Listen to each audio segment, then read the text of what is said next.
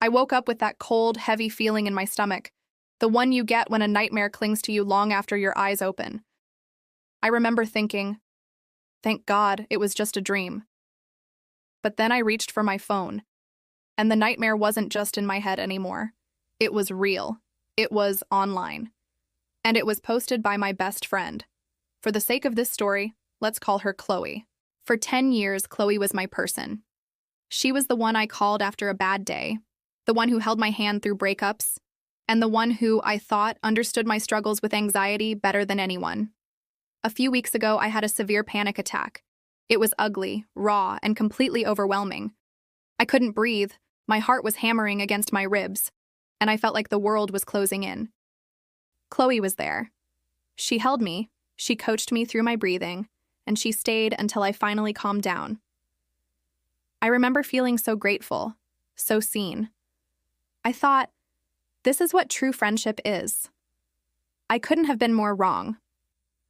That morning, scrolling through Reddit, a title on a popular Nightmare Stories subreddit caught my eye. It was something like, "My friend's meltdown was so intense I had to film it. My blood ran cold." I clicked, and there it was, a video filmed from a low angle of me, at my absolute lowest point, gasping for air, tears streaming down my face, completely vulnerable. And the comments? They were a mix of pity and morbid fascination. People were calling it intense, cinematic, crazy. But the worst part was the original poster's comments. It was Chloe. I knew her writing style, the little inside jokes she twisted for a wider audience. She was soaking up the attention, the upvotes, the clout. She described my panic attack in graphic detail, embellishing for dramatic effect. She had turned my deepest pain into her online entertainment. My first instinct was pure rage, followed by a wave of nausea. I wanted to call her, scream, cry, beg her to take it down. But then a cold, chilling clarity washed over me. Begging would only give her more power. She had shown me who she truly was, someone who would exploit my trauma for a few moments of internet fame. Pleading wouldn't work. Exposing her would. Chloe had been careless. She used the same username across multiple platforms, a username I recognized. It was a digital breadcrumb trail, and I was determined to follow it to the end. I spent the next 2 days in a focused trance, digging through her online life. What I found was shocking, even to me. This wasn't just a one-time thing.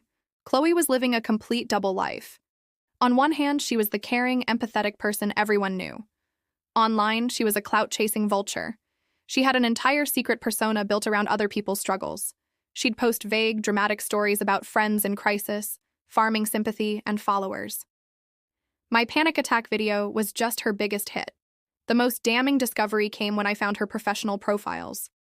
Chloe worked in human resources for a large, progressive company, a company that prided itself on its mental health advocacy and employee well-being initiatives. The irony was so thick you could cut it with a knife. She was literally paid to protect employees, to create a safe environment, while secretly mocking and exploiting vulnerability online for personal gain. That was my checkmate. I didn't confront her directly. I didn't send her a single text. Instead, I carefully compiled everything. The Reddit thread with the video of me, her comments reveling in the attention, screenshots of her other posts where she detailed private conversations under the guise of Storytime.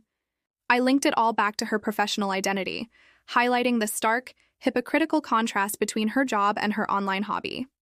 I wrote a calm, professional email and sent it directly to the head of HR at her company, CCing her direct manager. The subject line was simple: concerning conduct of an HR employee.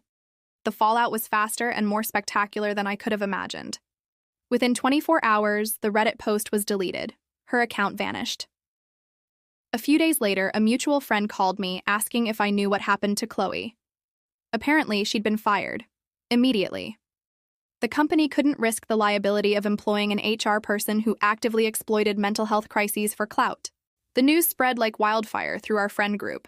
Her online followers, the ones she'd so desperately courted, were gone. Her reputation was in tatters. She tried to call me, text me, endless messages alternating between furious accusations and pathetic apologies. I blocked her on everything. Her nightmare had just begun, but mine was finally over. They say you shouldn't become the monster to fight one, but sometimes the only way to end a nightmare is to become one yourself. If you love stories where the karma hits hard, make sure you subscribe to the channel and ring that notification bell. You won't want to miss the next time someone gets exactly what they deserve. Thanks for watching.